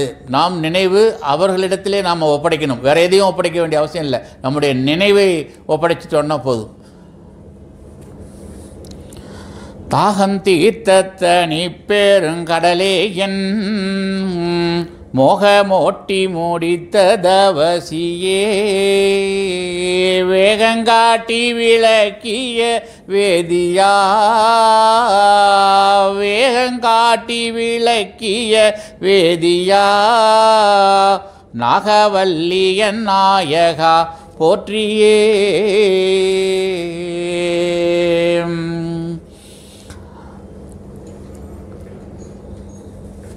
அந்த அருளமுத தெளிந்த ஒளி மலையின் பாதம், அந்த அவர்களுடைய அருள் அமுதம் அப்படிங்கிறது அவர்களுடைய அந்த நாதம். அவர்களுடைய திருவாயிலிருந்து வரக்கூடிய ஒவ்வொரு சொல்லுமே நமக்கு அருளமுதம்தான். அதை கேட்கறதுக்குத்தான் நமக்கு இந்த ஒரு யோனி, ஐந்தாவதாக ஒரு யோனி படைக்கப்பட்டிருக்கிறது. அந்த ஒரு யோனின்னு ஒன்று இருக்குது அப்படிங்கிறதையே நாம் மட்டும்தான் தெரிஞ்சிருக்கிறோங்கிற அந்த இதை சந்தோஷப்படுங்க. நீங்கள் எல்லாம் மகிழ்ச்சி அடைய வேண்டும். ஏன்னா தேவராய் பிறப்பதற்கு அந்த ஐந்தாவது யோனி வேண்டும். அந்த ஐந்தாவது யோனி எது அப்படின்னு உங்களுக்கெல்லாம் தெரியும். ஆமாம், கேள்வி, செவி. அதனால தான் சாலையில் வெளியில் போர்டு வச்சுருப்பாங்க, உத்தரவின்றி உள்ளே போ காதே. ஏன்னா எல்லா உறுப்புகளுக்கும் தாள் இருக்குது. இதுக்கு தாள் இருக்குது, கண்ணை மூடிக்கலாம். எல்லா இதுக்கும் மூக்கை மூச்சு விடாமல் இருக்கணும்னா அடைச்சி வச்சுக்கலாம். ஆனால் இதுக்கு மட்டும் தாள் கிடையாது. ஏன்னா அதான் ஒரு பெருங்கருணை. எப்படியாவது அவர்களுடைய அந்த மெய்ச்சொல், அவர்களுடைய அந்த வாசகம், அவர்களுடைய அந்த துணி, அந்த இது உன் காதுக்குள்ளே போய் உன்னை ரட்சிக்கட்டும். ஒவ்வொரு மனிதனும் ரட்சிக்கப்பட வேண்டும், யாரும் ஒருத்தரும் வீண் போகக்கூடாதுங்கிறது அந்த பரமபொருளுடைய பரம்பிதாவுடைய ஆசை. அவருடைய ஆசை என்ன, அதுக்காக தான் இதில் காதுக்கு மூடி போடாமல் எல்லா மனிதனையும் படைச்சிருக்கிறாங்க. ஆனால் அந்த காது கேட்காதான் இருக்கு. அது காது காது காது உள்ளவன் கேட்க கடவன். ஆனால் இது கேட்காதான் இருக்கு. ஒரு எழில் ஆசிரியர், ஒரு ஞான ஆசிரியர் தன் அங்கத்தினன் என்று உன்னை ஏற்றுக்கொள்வதாக இருந்தால் நீ எப்படி நடந்து கொள்ள வேண்டும்? நீ என்னவாக ஆகுவதற்காக நாம் உன்னை ஏற்றுக்கொண்டுள்ளோம் என்பதை நினைத்து அதை உன் நெஞ்சில் அழுத்தமாக வைத்து கொள்ள வேண்டும். இப்போ நாம் எதற்காக இந்த நம்முடைய பெருமானை ஆசிரியராகவும் என்ற குருபிரானாகவும் ஏற்றுக்கொள்கிறோம், அவர்கள் நம்மை அங்கத்தினராக ஏற்றுக்கொள்கிறார்கள் அப்படின்னா அதற்கு நீ எப்படி நடந்து கொள்ள வேண்டும்? நீ என்னவாக ஆகுவதற்காக நாம் உன்னை ஏற்றுக்கொண்டுள்ளோம் என்பதை நீ நினைத்து உனக்குள் அழுத்தமாக வைத்து கொள்ள வேண்டும். என்னவாக ஆவதற்காக நாம் வந்திருக்கோம்? அமரனாக ஆகுவதற்காக, மரணமிலா பெருவாழ்வை அடைவதற்காக, அதாவது முக்தி பெருவாழ்வு அடைவதற்காக. இனிப்பிறவா வர வேண்டும்னு அவங்க கேட்டாங்க இல்லையா, அந்த இனிப்பிறவாத வர வேண்டும் என்பதற்காக பிறந்து பிறந்து நான் இளைத்தேன்கிறாரு அப்பர். அதாவது இப்படி அவங்க எல்லாருமே என்ன சொல்கிறாங்கன்னா, ஒரே இது, நான் இனி பிறக்கக்கூடாது, நான் உங்களுடைய திருவடி கமலங்களிலே வந்து நான் பிறக்க வேண்டும், எனக்கு அந்த முத்தி பெருவாழ்வு வேண்டும், நான் அமரனாக வேண்டும் அப்படிங்கிற அந்த ஒரே செயலுக்காகத்தான் எல்லா வேதங்களில் வந்திருக்கக்கூடிய எல்லா ஞானியர்களும் எல்லா மூர்த்தியர்களும் எல்லாரும் அதை தான் இறைவனிடத்தில் வேண்டுறாங்க. ஒரே விஷயம் அதுதான். அந்த ஒரு விஷயத்தை இதுவரைக்கும் இல்லாமல் இந்த அளவுக்கு எளிமையாக கொண்டு வந்தது யாருன்னா நம்முடைய தெய்வம் அவர்கள் மட்டும்தான். அதனால தான் நம்ம என்ன சொல்கிறோம் இந்த இடத்துல, நீ என்னவாக ஆகுவதற்காக நாம் உன்னை ஏற்றுக்கொண்டுள்ளோம் என்பதை நினைத்து அதை உன் நெஞ்சில் அழுத்தமாக வைத்து கொள்ள வேண்டும். அப்போ நீங்கள் நம்ம அந்த பாரதூரமான அந்த செயலினுடைய அந்த வல்லமை என்ன, அதை எவ்வளோ எளிமையாக நமக்கு கொடுக்குறாங்கங்கும் போது அதை நம்ம எளிமையாக நினச்சிடக்கூடாது. அதற்கான அந்த மதிப்பும் மரியாதையும் அதை நம்ம எப்படி பாதுகாக்க வேண்டும், அவர்களுடைய கட்டளைப்படி எப்படி அந்த ஐம்புல ஒழுக்கத்தோடு நடந்து கொள்ள வேண்டும் அப்படிங்கிறது தான் முக்கியம். அதை வந்து மறந்துவிட்டோம்னாக்கா நம்ம அந்த பாவ செயலில் தான் போய் மறுபடியும் நம்ம பாவியாக போயிடுவோம் அப்படிங்கிறத சொல்கிறாங்க. அதற்காக நம்மை பாத்திரர்களாக நாம் ஆக்கிக்கொள்ள வேண்டும். எவ்வளவு நிதியம், செல்வம், ஆர்வம், இளமையான மனப்பு இருக்கட்டும், மனம் யவ்வனம் இல்லாவிட்டால் வயது, ஆலோசனை எல்லாவற்றையும் அந்த மனம் விழுங்கி தன்மயமாக ஆக்கிவிடும். எல்லாம் இருந்தாலும் மனசு யவ்வனமாக இல்லை அப்படின்னா எதையும் அனுபவிக்க முடியாது. அதனால தான் மனம் அது சுத்தமாக இருக்கணும். மனமது சுத்தமானால் மார்க்கமது எதுவும் வேண்டாம், மனமது சுத்தமானால் மந்திர ஜபங்கள் வேண்டாம். அப்போ மனம் சுத்தமாக இருக்கணும் அப்படின்னா எப்படி, எப்போ சுத்தமாக இருக்கும்? எப்போ, அதாவது அந்த நாத ஒலி நம்முடைய காதில் ஒலித்து கொண்டிருந்தாலும் நம்முடைய நினைவு எப்பொழுதும் ஒரு கணம் கூட நம்முடைய குருபிரானடி அந்த சிந்தனையிலிருந்து விலகாமல் இருந்தால் மட்டுமே மனம் வந்து சுத்தமாக இருக்கும். இல்லைன்னா இது குரங்கு, இது தாவிட்டு தான் இருக்கும். அது அதனுடைய குணம். அதை வந்து கட்டி போடுறதுக்கு ஒரே இது நமக்கு உளவு சொல்லியிருக்கிறாங்க. அந்த உளவு இன்னொன்று என்னன்னாக்கா, என்னை விசுவாசிக்கிறவர்கள் மதிப்பதில்லை. இதை நான் முதல்ல தடவை கூட அந்த உள்ள பேசியிருக்கேன். அதாவது அந்த விசுவாசம் அப்படின்னா என்ன அப்படின்னா, நம்ம வந்து மூலமந்திரம் சொல்கிறோம், தெய்வத்தை நினைக்கிறோம், எல்லாம் செய்கிறோம், ஆனால் நம்ம மூச்சை கவனிக்கிறது இல்லை. முக்கியமான விஷயம் தான். நீங்கள் மூலமந்திரம் சொன்னாலும் வேதம் படித்தாலும், நம்ம வேதத்தை படிக்க ஆரம்பிக்கும் போது கூட ஒரு உளவு சொல்லியிருக்கிறாங்க, அப்படின்னு சொல்லி தான் நம்ம வேதத்தை படிக்கணுன்றாங்க. ஏன்னா அப்போ நம்ம அந்த மூச்சை கவனிக்கிறதுக்கு ஒரு உளவு, மூச்சை உள்ள வாங்கும், வெளியில் வராது. அப்போ நம்முடைய சுவாசம் உள்ளே அடங்கணும். சுவாசம் வந்து அடங்கணும்னா நம்ம அடக்கிறது இல்லை. நம்முடைய நினைவு சுவாசத்தில் வச்சு நம்ம வந்து தெய்வத்தையும் நினைத்து நம்ம வேதங்களை படிக்கும்போது நீங்கள் கவனித்து பாருங்கள், உங்கள் சுவாசம் வெளியில் வராது. நிச்சயமாக அந்த 4 அங்கலத்தை தாண்டி வெளில வரவே வராது. ஆனால் உள்ளே போகிற அளவு அதிகமாக இருக்கும், அடங்கிறது அதிகமாக இருக்கும், பூரகம் அதிகமாக இருக்கும், ரேசகம் குறையும். அதனால் என்னை விசுவாசிப்பவர்கள் மறிப்பதில்லைன்னு அதனால தான் அவங்க சொல்லியிருக்கிறாங்க தேவபெருமான். விசுவாசம் வெற்றி தரக்கூடிய சுவாசம். யாரிடமிருந்து வெற்றி? யமனிடமிருந்து வெற்றி தரக்கூடிய சுவாசம். அப்போ அந்த சுவாசம், ஒவ்வொரு சுவாசமும் நாம் அவர்களை எண்ணி சுவாசிக்கும் பொழுது அது விசுவாசமாக மாறுது, வெற்றி தரக்கூடிய சுவாசமாக மாறுது. இது வந்து பெரிய உளவு. இந்த உளவு நம்ம எல்லாரும் தயவுசெய்து நீங்கள் அதை கவனிங்க. ஒவ்வொரு சுவாசத்தின் போதும் நாம் அவர்களை நினைவில் வைத்து கொள்ள வேண்டும், வேறு ஒன்றுமே இல்லை. அப்போ செஞ்சு பாருங்கள், நம்முடைய மனசு ஓடாது, அலையாது, அடுத்த தீய எண்ணங்களுக்கு இடம் கொடுக்கவே கொடுக்காது. வயதை போக்குவது மனம். நம்முடைய மனசு தான் நம்ம வயசை அதிகமாக்கிக்கிட்டே போகுது. அதை ராஜா என்கிறோம். போகாது தடுப்பது அறிவு. இதெல்லாம் அந்த போகாமல் தடுக்கிறது அறிவு. அது ரூபமாக உன்போல் வந்திருக்கிறது. அந்த அறிவே ரூபமாக தான் வந்தது. அறிவு ரூபம் எடுத்து உடல் தாங்கி வந்தது தான் நம்ம தெய்வம்.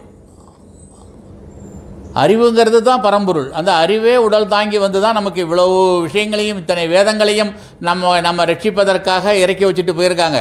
அதை வந்து நாம் வந்து உணர்ந்து ஓத வேண்டும். ஓதாமல் ஒரு நாளும் இருக்க வேண்டாம், ஒருவரையும் பொல்லாங்கு சொல்ல வேண்டாம். இது ஔவையார் சொல்லிட்டு போயிருக்காங்க. ஓதாமல் ஒரு நாளும் இருக்க வேண்டாம், ஒருவரையும் பொல்லாங்கு சொல்ல வேண்டாம். அது நம்ம வேலை இல்லை. அவங்க சரியில்லை, இவங்க படிக்கலை, இவங்க அப்படி இருக்காங்க, இவங்க அப்படி இருக்காங்க, அவங்க சரியாக சட்டத்திட்டங்களை கடைபிடிக்கலை, இதெல்லாம் நமக்கு தேவையில்லை. நாம் தலையை நாம் காப்பாற்றிக்கணும். ஒவ்வொருவரும் தன் தலையை நினைத்தால் போதும், அடுத்ததை பற்றி நினைக்க வேண்டாம். அடுத்தவர்களை பற்றி நாம் நினைக்கும் போது அது நமக்கு பாவமாக வந்து சேர்ந்துவிடும். அந்த குறை கண்டுபிடிக்கிறதே பாவம் தெய்வம் சொல்லியிருக்காங்க. அதனால் அந்த செயல் வேண்டாம். ஏன்னா அது எல்லா இடத்துலையும் இருக்குது. ஒரு சில இடங்களில், சில சபைகளில் நான் பெரியவன், நீ பெரியவன், நான் சீனியர், நீ ஜூனியர் அப்படிங்கிற அந்த மேட்டிமை பேய் வந்து பிடிச்சி நிறையா சங்கடங்களை உண்டாக்குது.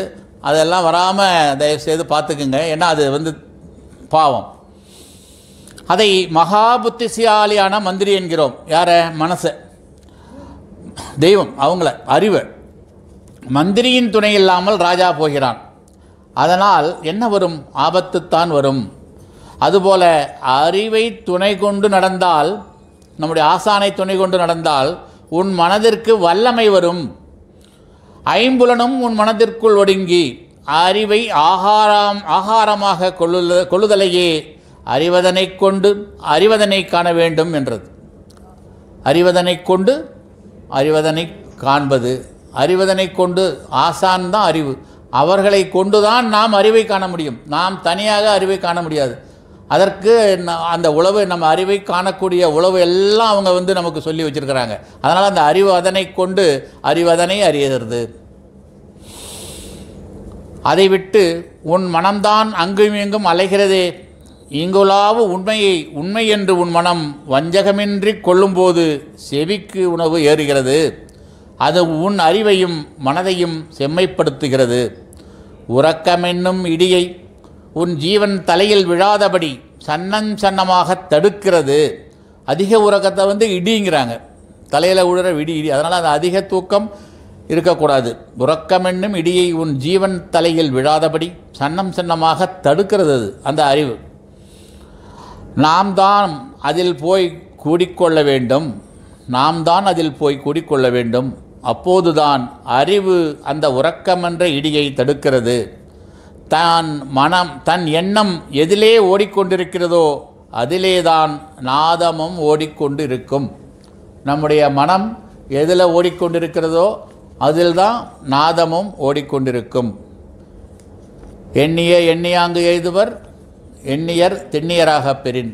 நம்முடைய எண்ணம் என்னவோ அதுதான் நமக்கு செயலாகவும், அதாவது சொல்லாகவும் செயலாகவும் பயனாகவும் வருகிறது. அதனால் எண்ணம் சுத்தமாக இருக்கணும். அதுதான் அதில் நிறைய இடத்துல இந்த இடத்துலையும் சொல்கிறாங்க.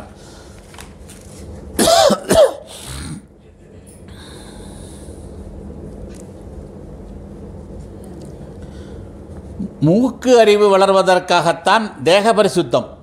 இப்போ நான் உங்கள்கிட்ட சொன்னேன், சுவாசம் மூக்கறிவுங்கிறாங்க. அது தெய்வம் சொல்கிறாங்க, தெய்வ வாக்கியம்தான். இப்போ நான் படிக்கிறதெல்லாம் தெய்வ வாக்கியம்தான். மூக்கு அறிவு வளர்வதற்காகத்தான் தேக பரிசுத்தம், ஆலய வழிபாடு முதலியன எடுத்து வைக்க பெற்றது. அதற்கே மூக்கறிவு வளர செவி அறிவு வளரும். மூக்கறிவு வளர செவி அறிவு வளரும். சுவாசம் முடங்கும்போது தான் உங்களுக்கு நாதம் பிறக்குங்கிறாங்க. அப்போ நாதம் எப்போ பிறக்குதோ அப்போ தான் உங்களுக்கு செவிக்கு தேவையான செவி உணவு. செவிக்கு உணவு இல்லாத பொழுது சிறிது வயிற்றுக்கும் இயப்படும். அந்த செவிக்கான உணவு, அந்த அமிர்தம், அது எப்போ கிடைக்கும்னாக்கா மூக்கறிவு வளரும் பொழுது தான். உன்னுடைய சுவாசம் கட்டுப்பட்டு நாம் உன்னுடைய நாதத்தை நாம் காதிற்குள் வாங்கும் பொழுது அது விளைவேறும். செவி அறிவு வளர ஜீவ அறிவு வளரும். செவி அறிவு வளர என்ன வளரும்? ஜீவன் வளரும். நம்முடைய ஜீவனுக்காகத்தான் நாம் இவ்வளவும் எல்லாமே செய்கிறோம், வேறு எதுக்காகவும் இல்லை. ஜீவனத்திற்காக அல்ல. அது வந்து தெய்வம் பல தடவை சொல்லியிருக்காங்க, என்னத்துக்காக வந்திருக்கேன் நீன்னு. சில இடத்துல சில பேர் நான் ஜீவன காரியத்துக்காக வந்திருக்கேன்பாங்க. ஜீவன காரியம் இங்கே இல்லைடா, அது வெளியில், நீ போ, உன் அறிவை கொண்டு அதை நடத்திக்கோ. இங்கு ஒரே விஷயம் ஜீவ காரியம் மட்டும்தான். சாப்பாடு போடுறதே தப்புன்னு தெய்வம் சொல்லியிருக்காங்க அங்கே தெய்வ எல்லையில். அது அப்புறம் வந்துருச்சே தவிர, அங்கே வந்து நீங்கள் என்ன சாப்பாடு, அதான் வெளியில் இருக்க சாவுப்பாடு, அது எதுக்கு வந்து இங்கே செய்யாத அப்படின்னாங்க. ஆனால் அதுக்கப்புறம் அதை வந்து கொஞ்சம் கொஞ்சமாக ரெஸ்ட்ரிக்ஷன் இது பண்ணி பசிப்பாடுன்னு மாற்றினாங்க. ஆனால் அதையுமே தெய்வம் வந்து அதிகமாக அதை செய்கிறத விரும்பலை. ஏன்னா அவர்கள் உழைத்துத்தான் அவர்களுடைய உணவை தேடிக்கொள்ள வேண்டும். நீ என்ன அவனுக்கு சோறு போடுறது, அது தப்பு அப்படின்னு எங்கள் அப்பா பாட்டு வாங்கியிருக்காரு. அதில் நிறையா எப்படின்னா, ஒரு இந்த தீ விபத்து ஏற்பட்ட போது அந்த நம்ம அங்கேருந்து அனந்தாதி தேவர்கள்லாம் ரொம்ப சிரமத்தில் அப்போ எல்லாமே ஏழையர்கள் தானே, ரொம்ப கஷ்டம்.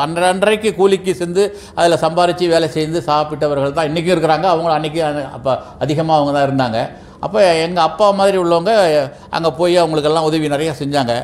அப்பா என்ன செஞ்சாருன்னா, இங்கேருந்து ஒரு பெரிய டீமே கூப்பிட்டு போயிட்டு சமையல் பண்ணி எல்லாருக்கும் கிட்டத்தட்ட ஒரு 15 நாளைக்கு மேலே 2 வேளை உணவு அளித்துக்கிட்டு இருந்தார். தெய்வம் பார்த்தாங்க, 1 வாரம் 2 வாரம் பார்த்தாங்க, கூப்பிட்டாங்க, டேய் நிறுத்து, போதும், ஏதோ நீ ஆசைப்பட்ட செய்ய ஒத்துக்கிட்டேன், இது வேணாம், இதை நிறுத்திடு, இந்த வேலை இனிமேல் யாரும் செய்யாத அப்படின்ட்டாங்க. அதனால் ஜீவன காரியத்திற்காக இங்கே நாம் வரவில்லை. ஒரே காரியம் ஜீவகாரியம் மட்டும்தான். அந்த ஜீவகாரியத்திற்கு என்னென்ன வேணும்னு சொல்கிறாங்க, மூக்கறிவு வேணும், இது திறந்திருக்கணும், யதார்த்த நன்மனம் வேணும். இதெல்லாம் இருந்ததுன்னாக்கா அவர்கள் நம்மோட இருந்து நம்ம அழைத்து கொண்டு போய் கடை தேற்றுவார்கள். நாம் கடை தேறுவதற்காக மட்டும்தான் நம்ம இந்த மெய்வழியை பின்பற்றி கொண்டு வந்திருக்கிறோம். ஜீவனுக்கு மெய் உணர்ச்சி தைப்பது காது வழியாகத்தான். செவிச்சுவை உள்ள செவிச்சுவை உன் ஜீவனுக்கு உஷ்ணத்தையும் தேஜஸையும் தருகிறது, கிளப்பி உண்டாக்குகிறது. செவிக்கு உணவு அருந்துபவன் யோகத்தில் ஆழ்வான், வாய்க்கு உணவு அருந்துபவன் பாவத்தில் துக்கத்தில் ஆழ்வான். செவிக்கு உணவு அருந்துவது என்பது ஞான சைதன்ய வார்த்தைகளை உள்ளம் சம்மதிக்க செவி மடுப்பது. ஞான சைதன்ய வார்த்தைகளை உள்ளம் சம்மதிக்க செவி மடுப்பது, அதுதான் செவி உணவு. யோகத்தை பெருக்கி சீவேசனாக்கும் செயலில் உன்னை விழுத்தாட்டுவது சாதாரண விஷயம் அல்லது. யோகத்தை பெருக்கி சீவேசன் சிவனாக ஆக்கிறது. எங்கே யார் ஆக்கிறது? சிவனாக ஆக்கிறது. சீவேசனாக ஆக்கும் செயலை உன்னை விழுத்தாட்டுவது. உன்னை விழுத்தாட்டுவதுங்கிறாங்க, அவங்க தடுக்கி உழ வைக்கிறாங்க. அவங்க நம்மளாக போய் ஏறுறதில்ல, அவங்க நம்மளை அழைச்சிட்டு போய் தள்ளி விட்டுடுறாங்க. விழுத்தாட்டுவது அது அந்த ஒரு சொல்லும், நம்முடைய தெய்வம் அவர்கள் சொல்லக்கூடிய ஒரு சொல்லும் பார்த்திங்கன்னா அது அவ்வளவும் அந்த செயல் அவ்வளவு அழகாக சொல்லியிருப்பாங்க. ஏன்னா அவங்க தான் தமிழ், அதனால் தமிழ் அப்படி விளையாடுதாங்க. செம்மை நலநேர் வழியை ஒரு தேவேசரின் திருவாய் மூலம் வெளியாக்குவதே வகது. செம்மை நலமேர் வழியை ஒரு தேவேசரின் திருவாய் மூலம் வெளியாக்குவதே வகது. உன் செவி வாயிலாக அத்தேவ ஆசிரியர் உனக்கு ஒலி வீட்டமுதை ஊட்டுகின்றார். உன் செவி வாயிலாக அந்த தேவாசிரியர் உனக்கு ஒலி ஊட்டு அமுதை, ஒலி வீட்டு அமுது, ஒலி வீடு, ஒலி வீடு, ஒலி வீடு, ஒலி வீடு, இதுதான் ஒலி வீடு. அவர்களுடைய அந்த திருநா கோகனா நீண்டனா அந்த நா அவர்களுடைய அந்த திருநா அவர்களுடைய அதுதான் ஒலி வீடு. அந்த ஒலி வீட்டு அமுதை ஊட்டுகின்றார். அருளமுதம், அருளமுத தெரிந்த ஒலி மலையின் பாதம், அது அங்கேருந்து வருது. அந்த மலையின் பாதத்திலிருந்து அந்த அருளமுதம் இறங்கி வருது, அவர்களுடைய திருநாவின் வழியாக நமக்கு வருது. அந்த ஆவிடை யோனி வழியாக உள்ளே போகணும். அப்போ தான் நம்ம மறுபிறப்பு அடைய முடியும். செவி வீடுங்கிறாங்க, அது ஒலி வீடு, ஒலி வீட்டு அமுதை ஊட்டுகின்றார். சிபத்துக்கள் வித்யா தத்துவங்கள் 7 பிரயோஜன அளவில் 7 ஒலி வீடுகளாக இருக்கின்றன. அதுவும் ஒலி வீடு தான். அது பிரகாசமாக இருக்குது, அது வேறு. ஆனால் அது பிரகாசமாக இருக்கிறதுனால நமக்கு பயன் கிடையாது. மனிதர்களுக்கு யாது பயன்னாக்கா அது ஒலி வீடாக இருந்து அந்த ஒலியாக நாதமாக நம்மளுடைய செவிக்குள் போனால் மட்டும்தான் நமக்கு பயன். இல்லைன்னா அதெல்லாம் வித்து காய்கி தான். அது ஒளி உள்ளே இருந்து யார் பார்க்க போகிறான்? கிடையாது, யாருக்கும் அது பிரயோஜனமே கிடையாது. இருக்குது, அது ஒளி எப்பொழுதும் இருக்குது. ஆனால் அந்த ஒளியை நம்மை காண வைப்பது இந்த ஒலி, இந்த அருளமுதம், அவர்களுடைய திருவாக்கியங்கள், அவர்களுடைய வேதங்கள், அதுதான் நம்ம அந்த ஒலி வீடாகி நம்மளை அங்கே அழைச்சிக்கிட்டு போகுது. அந்த அருந்தலத்திலிருந்து எடுத்து அளத்தலே அறிவாகார தேவ வர்ஷிப்பாகும்.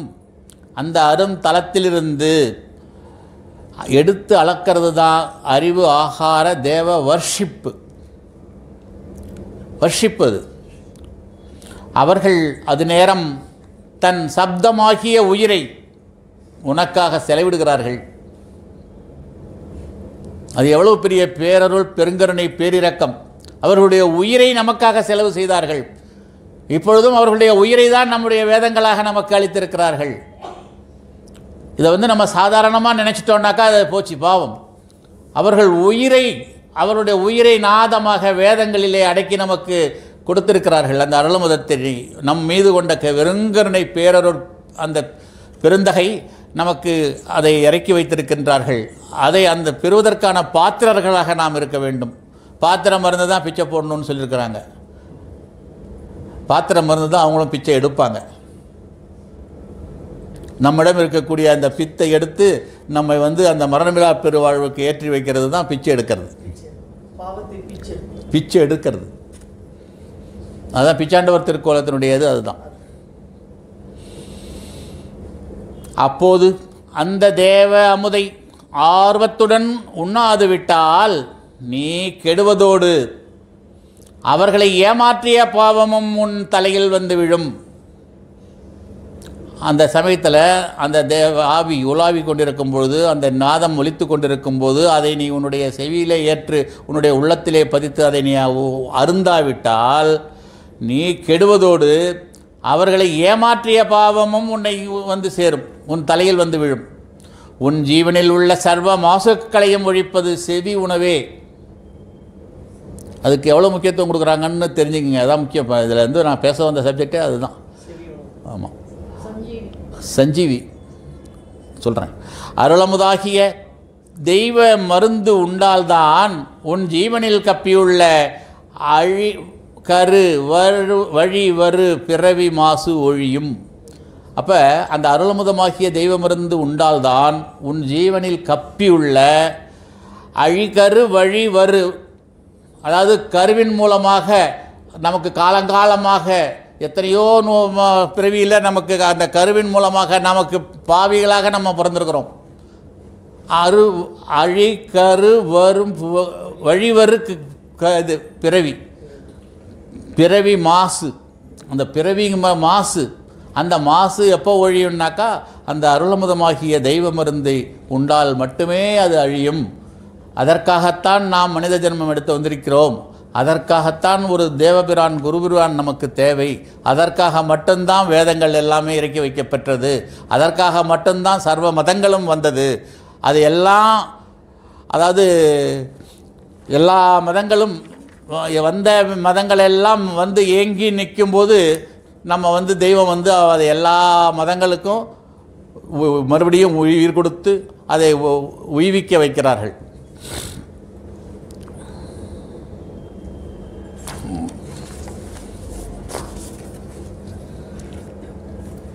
நம்ம ஒரு தோத்திரம் எல்லாரும் படிக்கலாமா? இடப்பாக சரக்கண்ணி. இது நான் எதுக்காக இன்றைக்கி நான் படித்து காட்டுறேன் அப்படின்னா, இதை நம்ம தினமும் 2 வேளை படிக்கலாம், இல்லை ஒரு வேளையாவது உட்கார்ந்து வீட்டில் உள்ளவங்க எல்லோரும் ஒன்றா உட்கார்ந்து படிக்கலாம், இல்லை தனியானாச்சும். ஆனால் குரல் விட்டு வாய் விட்டு படிக்கணும். ஏன்னா இது நம்ம உய்விப்பதற்காக அவங்க எடுத்து வைத்தது. இப்போ நான் முன்னாடி படிக்கிறேன், எல்லோரும் பின்னாடி சொல்லுங்கள். முத்திபூர்ணம் மூலமந்திர நிரூபிக மகான்மேராகிய பகவான் சாலையாண்டவர்களே முத்தி பாலிப்பு.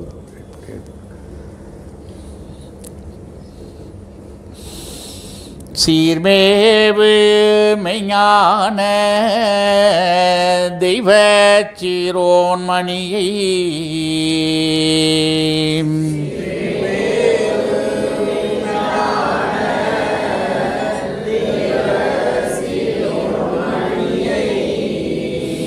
பாரோர் புகழ்ஞான பண்டிதரை அன்மரவே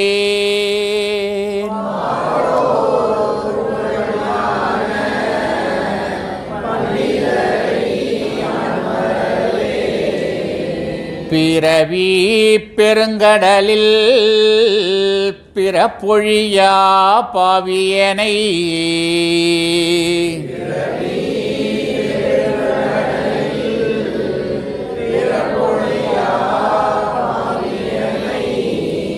குறை தவிர்க்க வந்த குல குருபாதம் யான் மறவேன்.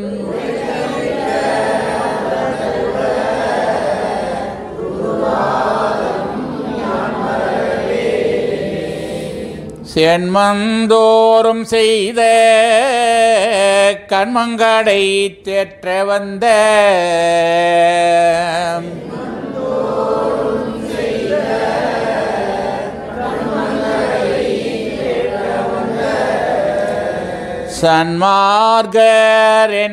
சன்மார்கரெனாசான் சீர்பாதம் யான் மறவேன்.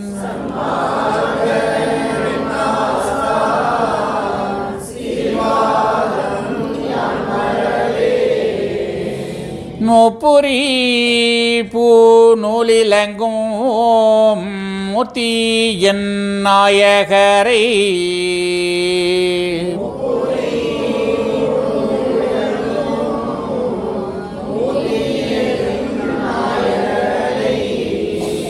தப்பாது காட்டியமோ கண்ணனை யான் மறவேன்.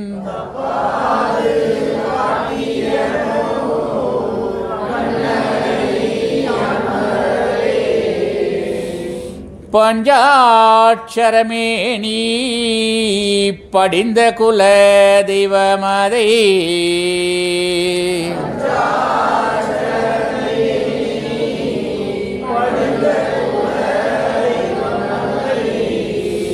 நெஞ்சார கண்டுதோழ நீ நிலத்தில் வாச்சுதிங்கே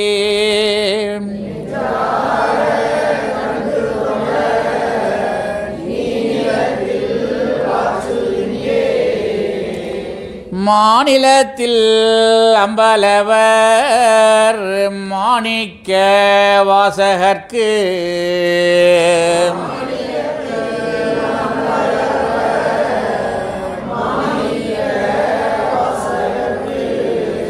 தான் அளித்த போலளித்த சர்க்குருவை யான் மறவேன்.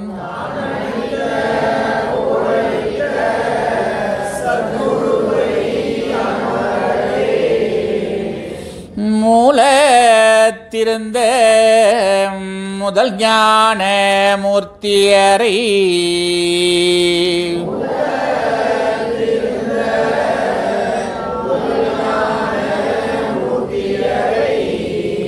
காலை மாலை மூன்றும் கருத்துறவே ஆன் மறவேன்.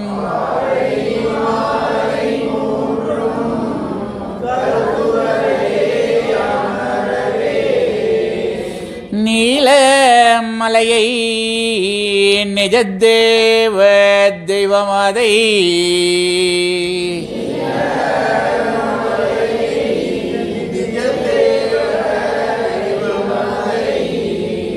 சேல்விழியில் கண்டதிரு காட்சியினை ஆன் மறவேன்.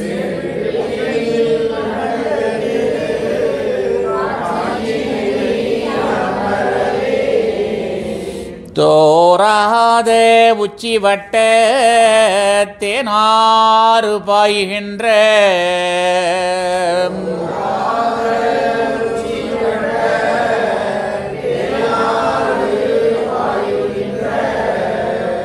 பார ரகசியத்தின் பண்டிதரை யான் மறவேன்.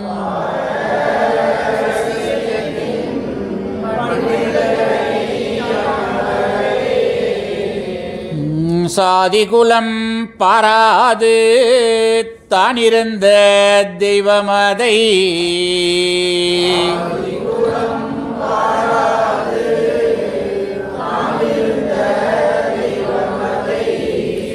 பாதிமதி சூடி நின்ற பழம்பொருளை யான் மறவேன்.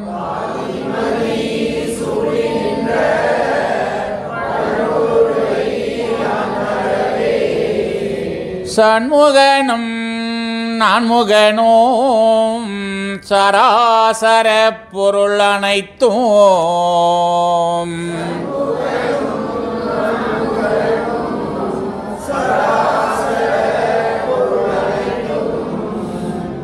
என் முகத்தில் காட்டி வைத்த என் குருவை யான் மறவேன்.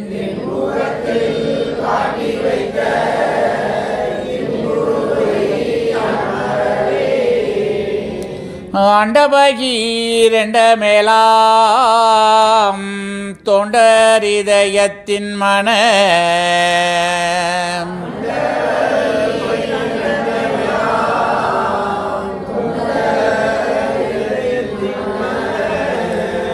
கண்ணாடி குளிர்ந்த காரணத்தை யான் மறவேன்.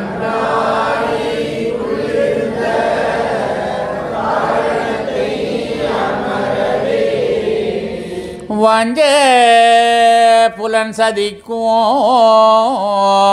மரளி செய்யும் வாதனைக்கும்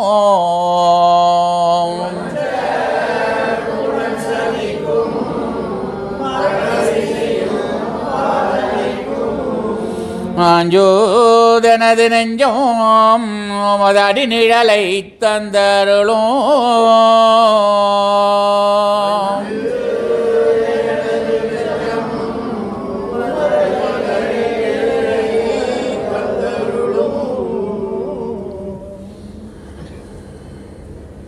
அந்த சாதிகுலம் பாராது தான் இருந்த தெய்வம் அவங்களுக்கு எந்த அதாவது ஜாதி மதம் அதெல்லாம் ஒன்றுமே கிடையாது. மனிதனுடைய சுத்த துறை இருதயத்திலன்றி விண்டெங்கும் வெளியாகாத இறைவனை இறைஞ்சுவோமேன்னு தெய்வம் சொல்லியிருக்காங்க. அப்போ அந்த சாதிகுலம் பாராது தான் இருந்த எல்லார்ட்டையும் ஒரே அளவாக அதாவது அவங்க தான் வந்து அதாவது ஈக்குவல் எல்லாத்தையும் சரிசமமாக பார்க்கக்கூடிய அந்த ஒரு மனம் படைத்தவர்கள் யாருன்னா தெய்வம் மட்டும்தான். ஏன்னா அவர்கள் தான் எல்லா இடத்துலையும் குடியேறி இருக்கும்போது அதில் எப்படி வித்தியாசம் பார்ப்பாங்க? நாம் தான் இந்த உடம்பை வச்சு வித்தியாசம் பார்க்குறோம், மற்ற புறத்தோற்றங்களை வைத்து நாம் வித்தியாசம் பார்க்குறோம். ஆனால் அவர்கள் வந்து இந்த புறத்தோற்றத்தை பார்த்து யாரையும் எடை போடவும் இல்லை, அவர்கள் யாரையும் ஆட்கொள்ளவும் இல்லை. அவர்கள் பார்த்தது எல்லாம் நம் உள்ளே இருக்கக்கூடிய நம்முடைய ஜீவனை மட்டும்தான் பார்த்தார்கள். அவர்கள் நாமம் சூட்டியது கூட அவர்கள் நம்முடைய ஜீவனை பார்த்து தான் நாமம் சூட்டினார்கள். இது வந்து தெய்வம் உத்தரவானது. நான் உனக்கு பேர் இந்த உடம்புக்காடா கொடுத்துருக்கேன், இந்த உடம்பு போயிடுச்சுனாக்கா இல்லையே. அதனால் உன் ஜீவனுக்காகத்தான் பெயர் வைக்கப்பட்டது. இப்போ இல்லை, சர்வ காலங்களிலும் எப்பொழுதுமே வந்த காலங்கள் தோறும் இந்த மனித உடலுக்கு பெயர் சூற்றப்பட்டது அந்த ஜீவனுக்குத்தான். அதனால தான் இந்த ஜீவன் வெளியில் போயிடுச்சுனாக்கா பரமசிவன் செத்து போட்டார், கோவிந்தசாமி செத்து போயிட்டார், ஏன்னா அவர் போயிட்டார். அப்படி தான் சொல்கிறோம், நம்ம அப்படி தானே சொல்கிறோம். அப்போ அங்கே கிடக்கிறது பிணம், உடம்பு, தூலம். இந்த தூலத்திற்கு அந்த பெயர் கிடையாது. நமக்கு சூட்டப்பெற்றுள்ள பெயர் நம்முடைய ஜீவனுக்காகத்தான். அந்த பெயருக்கான ஒவ்வொரு பெயருக்கும் ஒரு காரணம் கண்டிப்பாக இருக்கும். எந்த மண்ணாங்கட்டின்னு பேர் வச்சுருந்தா கூட அதுக்கு காரணம் இருக்குது, அதுக்கு மெயின் காரணம் இருக்குது, சொல்ல முடியும். அதனால் சாதிகுலம் பாராது தானிருந்த தெய்வம் அதை அந்த பாதிமதி சூடி நின்ற பழம்பொருளை யான் மறுவேன். பாதிமதி சூடி நின்ற பழம்பொருளை எங்கே இருக்காங்க? நம்மக்கிட்ட தான். பொருள் அப்படிங்கிறது நம்முடைய ஜீவாத்மா, அதுதான் பழம்பொருள். அது வந்து இன்றைக்கி நேற்று உண்டதானது இல்லை, ஏன் நாளைக்கு போகிறதும் இல்லை. அது என்றைக்கும் இருந்தது, இன்றைக்கு நம்மிடத்தில் இருக்குது, நாளைக்கும் இருக்கும்.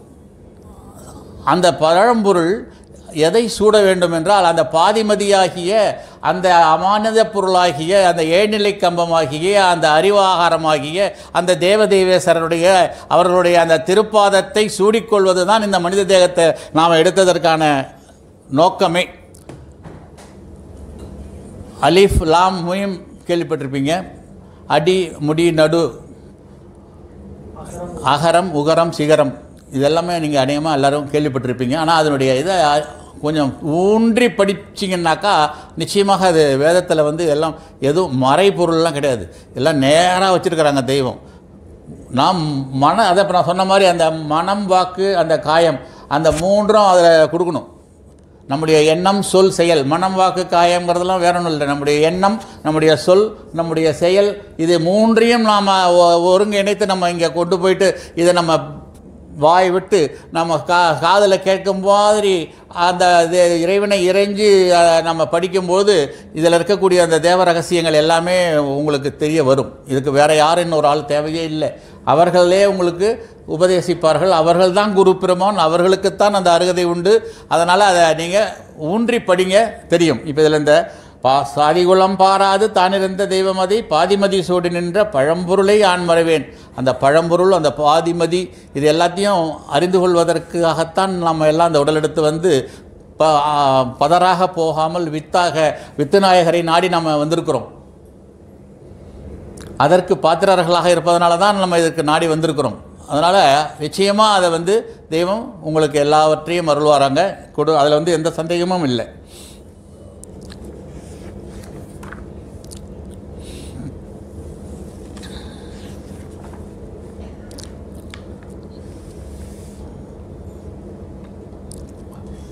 இந்த இது படிக்கலாமா? தீர்க்க தரிசனம் இல்லை போதுமா?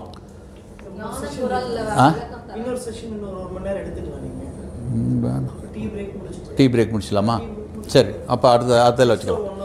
சரி, ஓகே. முத்தி பூர்ணம். யாகவே சதுருகம் கோடிகால மக்களிடத்திலும் உள்ள சர்வ மூலமந்திர நிரூபிக மகான்மையராகிய பகவான் காலையாண்டவர்களே முத்தி பாலிப்பு.